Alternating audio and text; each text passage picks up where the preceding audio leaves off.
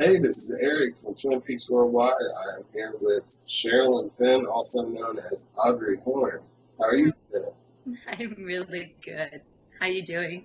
I'm good. Thanks for asking. We're here to ask you a couple of questions, obviously, about the Twin Peaks revival, the hopes, the dreams. Everybody wants to come back. First of all, what did David say to you when he called you, and what was your reaction?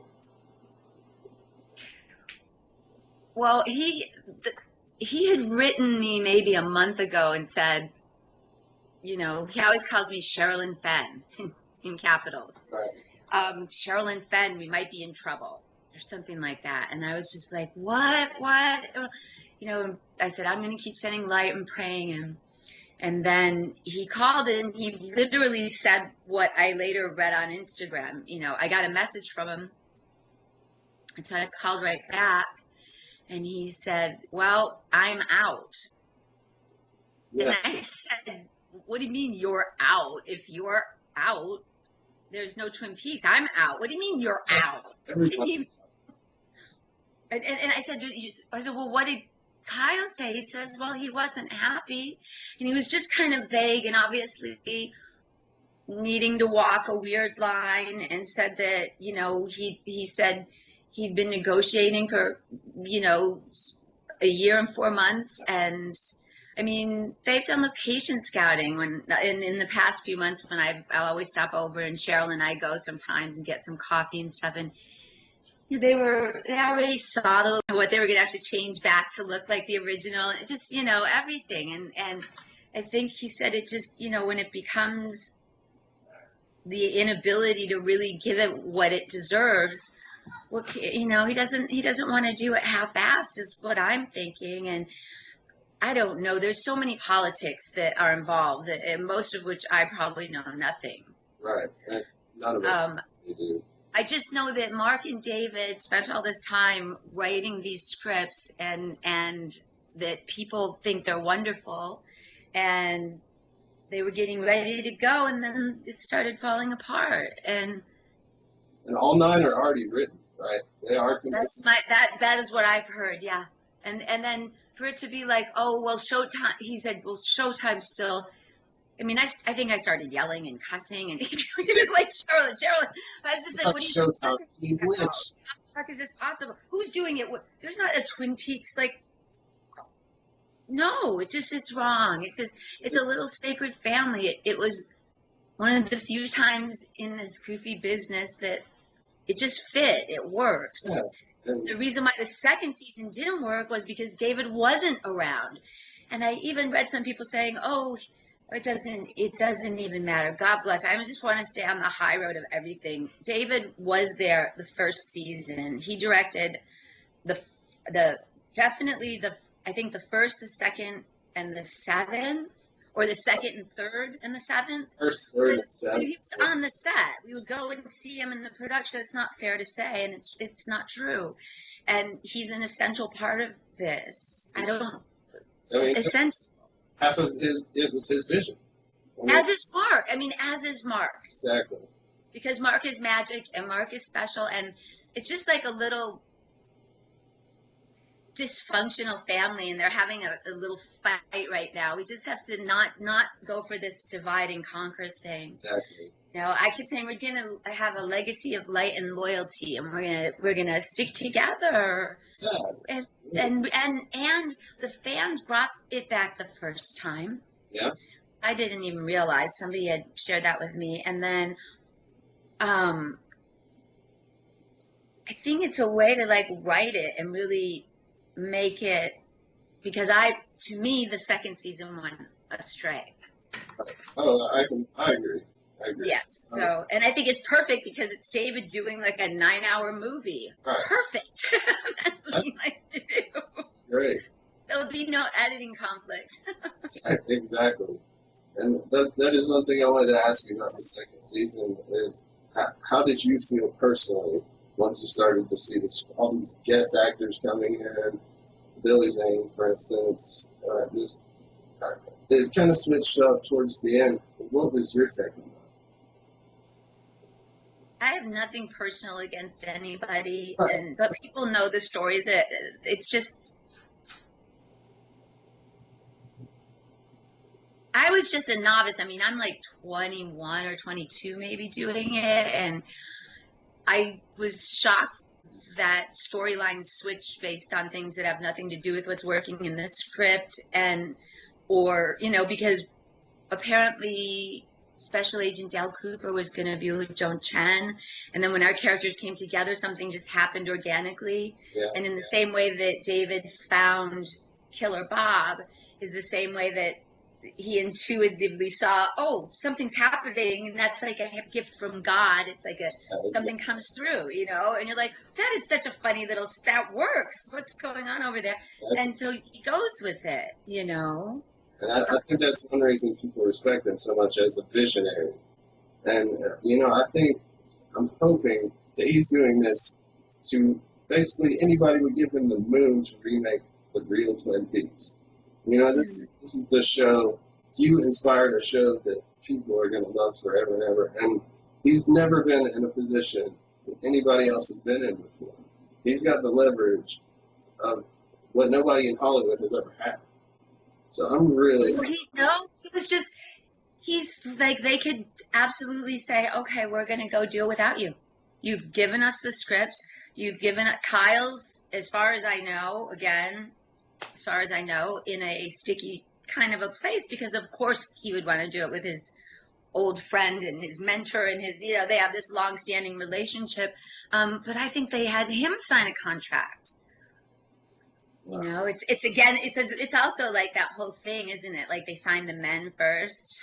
Yeah. Like we women are just as powerful a part of the show. And I always thought it was an ensemble. It's an ensemble of all these beautiful little stories and strange little things going on. So it's so disappointing. I mean, by the end of the conversation, I was just crying like a baby with David. It's like, oh, Sherilyn Fenn, stop crying. It's good, it just, to me, I said, well, then we're not doing it. And the funniest thing is it came on the tail end of, it was Easter Sunday, and I had just taken, gone to the grocery store and got all this food for this roast I was making. And my car died, and I was so angry and upset. And a AAA guy came, and it ended up being this young man who was a Vietnam vet and had lost a child and all of these things, old enough to be my son, 23. So I'm telling him about David Lynch's foundation and how the TM can help him. And it was such it felt so good. Right. And I said, and here you are, and I shared that story with them. And he said, you tell him where to go? I said, yes. I gave him the information. I said, and now you're calling. And like every part of me wanted to say, and it's going to be good news, but I knew it. I said, and you're saying we're not doing it, right? And he said, no, I'm out. And I said, well, what do you mean you're out? If you're out, we're out. There's no fucking show without you. Sorry. No, but feel free to speak. It's upsetting. Our fans, your fans, not mine. Trust me. They feel the same way. We all feel the same way. He's not disposable and replaceable, and it's just wrong. Just show even the universe, the people the world seems to be changing, moving towards something more positive. This is like one of the best filmmakers that's still alive right now. He's alive. Like, I don't even understand. I don't understand why you would just say, just do it. And wow, this is going to be so beautiful. And even to know that what he's putting out in the world in terms of, meditation and what he's committed to, it's just, I don't know what's going on. I don't understand it. I've heard a lot of backlash against him because of the monetary comments. But at the same time, I'm wondering, I know he travels, I know he does all these things, so where his time is worth a lot of money, definitely. But this is his passion project. And well, he told me it was budget. That it wasn't his salary. Really? Yeah. Oh, yeah, okay. And then, I don't know. Again, everything I say is like, I don't know. He said, they won't give me what I want to make the show. I believe you are. And I want to, be able to make it the right way. He doesn't want to be rushed. He doesn't want to be, And I think 2016, putting a definite date on it, puts a lot more pressure on him. Yeah.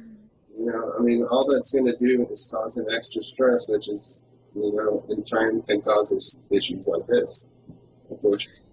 I think it's an ugly part of the business it's a heartbreaking business in a lot of ways. You know, it can just suck you dry a little bit. And that's, I think, the constant fighting or negotiating just started to feel like this isn't the spirit. Like they just don't really want to do it. They just want me to, you know, it doesn't matter. And I just like, just do it. And it's not okay. I mean, especially for me, the fans have been so loyal and it's been so amazing that way. I mean, we deserve to do something great for everyone.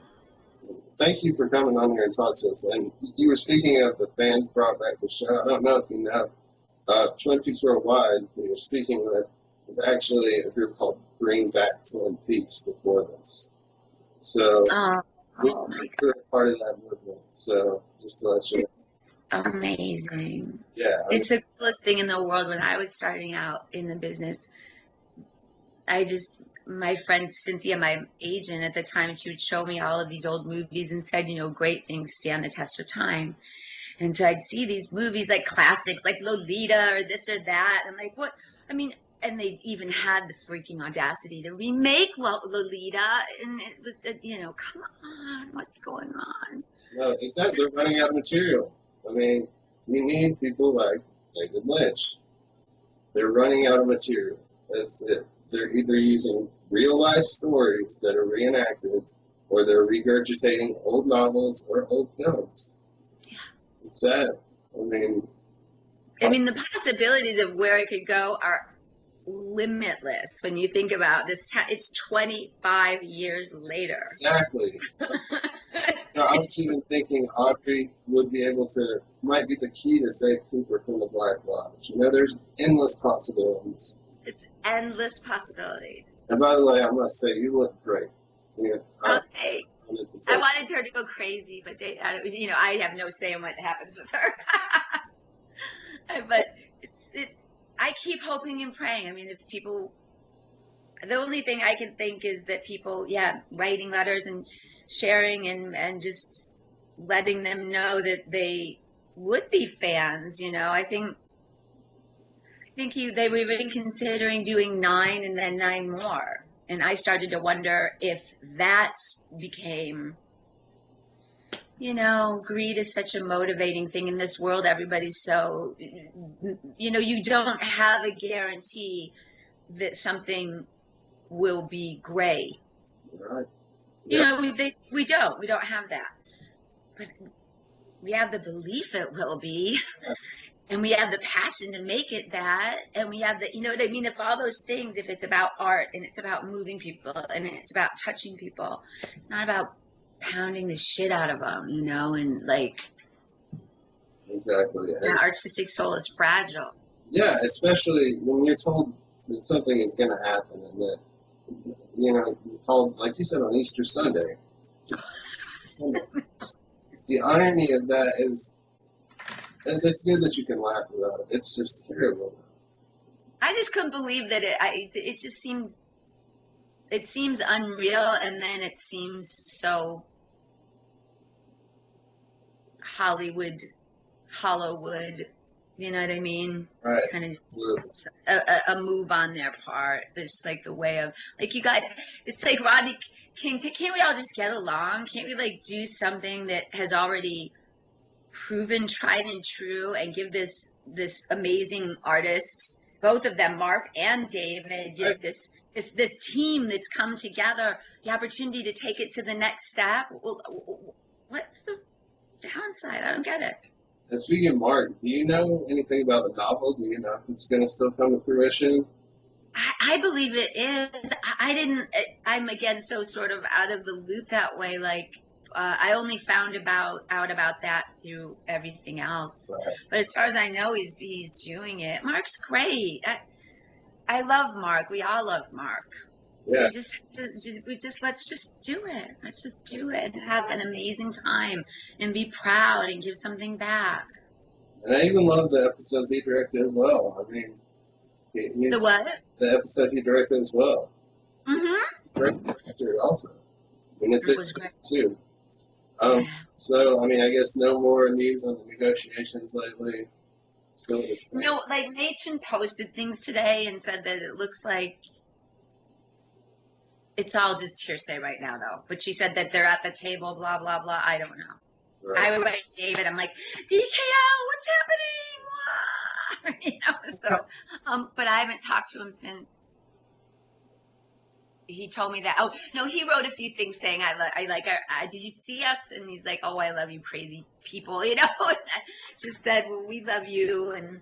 But, you know, I don't know what. Also, the video you posted, all of you posted, obviously. You guys keep in touch regularly? Cheryl and I do, like some of us do, but not so much. But now it feels like we're all talking all the time now, and we have a text page that we're all texting to each other on. So like, I love you too. Oh my gosh, I can't believe, you know, it's so funny. And me, who always had like dysfunctional family stuff, I'm just like, we really did have this family, and to come back together so many years later, and just kind of things, this life experience that you gained and what you share with each other, and it's really a gift. I mean, it's just a gift. And for somebody today actually said to me, oh, they'll recast the whole show and do it. And I was so enraged. I said, that's the most, I said, do you think somebody's going to watch a whole show recast? Hopefully that was. Really? I really hope that was sarcasm of her, the person who posted that. Well, oh, no. It was a friend of mine that said it to me. And then I just had to remind her about the places in her life where she has had miraculous things change. And then she, you know, it's like, why don't you go to that place here? Because this isn't cool what's happening. And you're wrong. I will say, I don't know how they could make Twin Peaks with a whole new cast. And I'm not saying that's what they would. I don't know who would or wouldn't. I couldn't do it at DKL. How would like? Don't. What would that? That's what you're here asking. Don't. Well, who does that, right? Oh yeah, you know, fuck you, David. We're gonna really? Yeah. No. I started screaming. He's like, Sherilyn Fenn, calm down. I turned into like and I like called all the girls. I'm like, Machen, you know, Cheryl, this is what's happening, Dana. And we're like, what? And so everybody just jumped into action to say, well, what can you do? And I know nothing about this, but they're like, go to social media. And so and then people have been so kind and, you know, just say what you feel. And maybe you guys will do it again because you did it last time. All right. And, you know, tell Machen and tell Cheryl we'd love to have them on here. So. Well, they will come, and Dana and Kimmy. Okay, well, that's great. They all want to be on. I gave them your phone number, and they were trying to reach you and stuff. And I told them, like, if we do one each every day, even if, like, because tomorrow could be, like, Dana or Kimmy, and then Cheryl, because Machen's shooting a short right now. Excellent. And she's doing some PSA stuff for mental health and Angel. Yeah, that's definitely going to be good because our fans are going to appreciate that. Your fans are going to appreciate that. Yay, they're the best. We can really get something done. I really do. If we push hard enough, we can. And this is a microcosm of something that is happening in the world. I mean, we're not curing cancer. We're like fighting for a TV show, obviously, right? But nonetheless, it's kind of cool when people come together because it meant something to them. Right. It means something to them.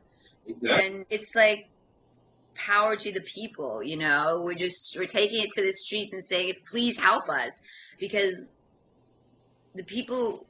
Yes, don't say that. I have to be a good girl. I just have to know everybody has a reason for doing what they're doing. Right. But I want to say, let's just put it all aside and do something amazing, because I think that's what would happen. I think it's something we would be so proud of. And I feel like, again, without knowing, you know, of course there'd be younger people introduced, or I would think, right? Like we were in the, and like our kids or something, and just see. Yeah. Well, I don't you can know. pull off your age. You can still pull it off. Oh no, I'm 50. Or- I'm a mama. I said, some people say Jennifer Goodwin looks like me. I said, get her to play my daughter. That'd be so cool. I've heard people. Maybe they'll bring back my crazy brother Johnny, and then I was like, oh, Johnny can be like, we'll get Johnny Depp because he was my first love, and then, you know, we'll have this incestuous relationship. That sounds good, right, David? He's like, stop. I'm throwing all these ideas at him like a crazy person. I think it was already written by then. I'm like, what about Federal Bureau of Investigation Special Agent Audrey Horn? Actually, people have suggested that, believe it or not. I'm not even kidding. Tin Man series, you know? Like, totally, it'd be her and Kyle with martinis and cigarettes, and it'd be badass. Yeah, okay, speaking of that, is it true that there was a meeting between you and David, or I believe it was your agent and David, about a spinoff of Audrey that later turned into Mulholland Drive? Is that? It was called Mulholland Drive. It was me. It was DKL. It was Tony Krantz, his agent, and my agent, Cynthia, at Muse, where David always orders homemade tomato soup, and they make it, and it is amazing. I think Muse is closed now. Anyway, we went there, and yeah, and again, I'm like this really young person, and I'm like, do people do that? Do people do a TV show and then do a movie and then do a TV? Like, I didn't know. And he just said, you know, the way David describes things, and you're just driving on Mulholland Drive and the scarf in the air, and it's Audrey, and she's gone to Hollywood, and I'm like, you know, we're kind of up and open for everything, but I don't know for what reason why it did or didn't happen, or why the heck he didn't then come to meet me years later, but things happen as they should, you know. It's like I wasn't in Fire Walk with Me because before that, I had gotten an amazing job that I was filming at the same time. Right. And if I could have done it before or after, I would have, but I wasn't not going to do a Mice and Men. Yeah. No way. Absolutely. And I could have been in legal trouble too. I mean, you can't just be like, oh yeah, fuck you, David called, so, you know. During season 2, didn't you also do a guest starring on Wild at Heart? Is that correct? Yeah, that was weird. Yeah, that was a very strange thing. But I liked it. There's this. How did that feel? I mean, that was just.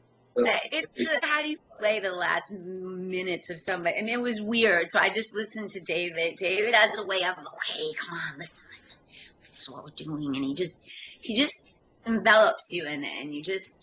And that's the coolest thing about David, with the shorthand that this cast has with him and the trust that we have with him. The work will be like deep and poignant, and, you know, it will be wonderful. And the world's a mess right now. It needs it. There's very lights and darks, you know. And he's the best showing those. Right. There's so many of us who have been following this long before the show was announced. Did you know about it before it was announced in October? No.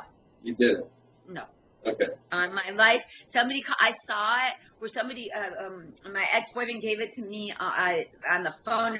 Look, and I start crying. Of course, I cry a lot.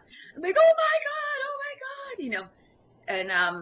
And then I text David right away, or I emailed him and said, I'm not believing this until I hear it from you. And then I heard that they put out the Instagrams about your favorite gum coming back, and that's what we had to say when we did the MTV Awards. So I was like, okay. Mark and David put that out? That's a really good one.